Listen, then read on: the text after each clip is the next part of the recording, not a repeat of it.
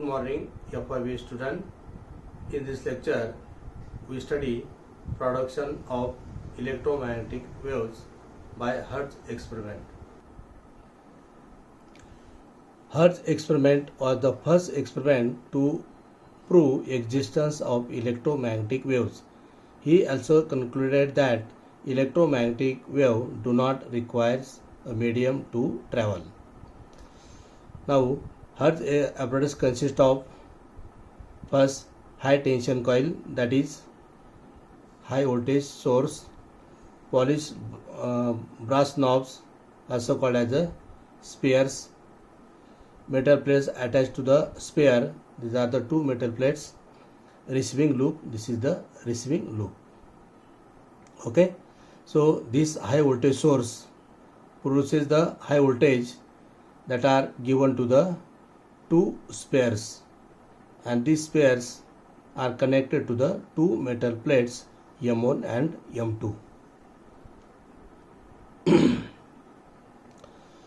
Hertz used a high tension coil to generate large amount of potential difference across the circuit.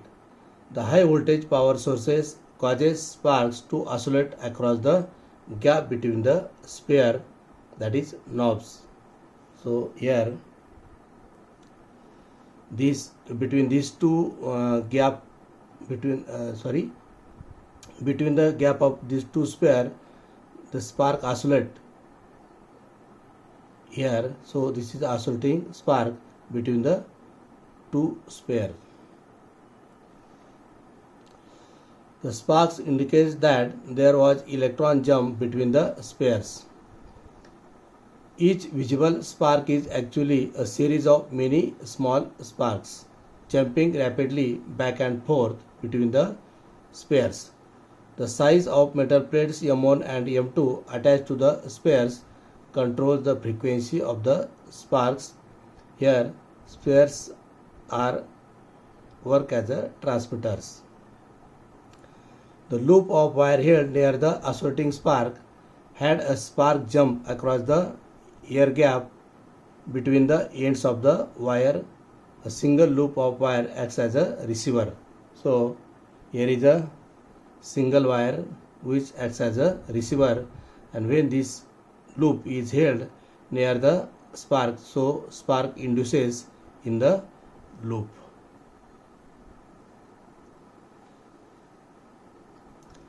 Hertz stated that as the spark jumps back and forth across the gap of induction coil, it set up rapidly changing electric and magnetic fields. Here plates M1 and M2 acts as a capacitor having small capacitance, and connecting wire provide low inductance. The high frequency oscillation of charges between the plates is given by nu equal to 1 upon 2 pi root L into C, where L is the inductance and C is the capacitor, and nu is the frequency of oscillation of the charges. According to Maxwell theory, these changes propagate through space as electromagnetic waves. The waves produced at the same frequency as the sparks.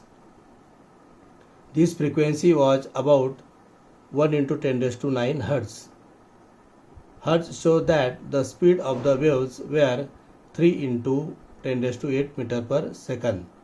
He also showed that these waves had properties of light. So, whatever waves are produced here, they obey the properties of light.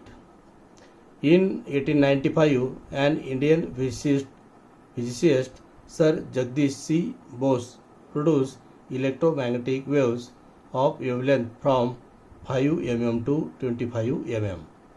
In 1896, an Italian physicist G. Marconi used these waves to build the first radio.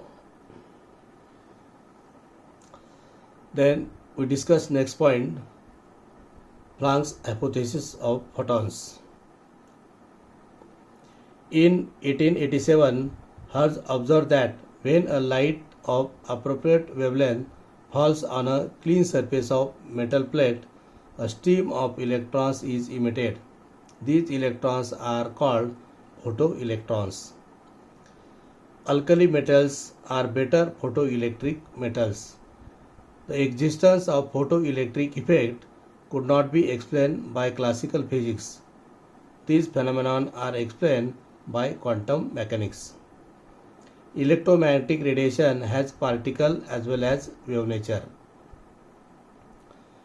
Planck introduced the hypothesis of quantization of energy. According to Planck's hypothesis, an electromagnetic radiation is quantized and occurs in finite bundles of energy, which is called photons. The energy of photon is given by E equal to h into nu, where h is Planck's constant having value 6.626 into 10 raised to minus 34 joule second. But you know that c equal to nu lambda, where c is the velocity of light, nu is the frequency and lambda is the wavelength. Now the energy of photon is also given by E equal to hc upon lambda, or hc nu bar, where nu bar is called wave number.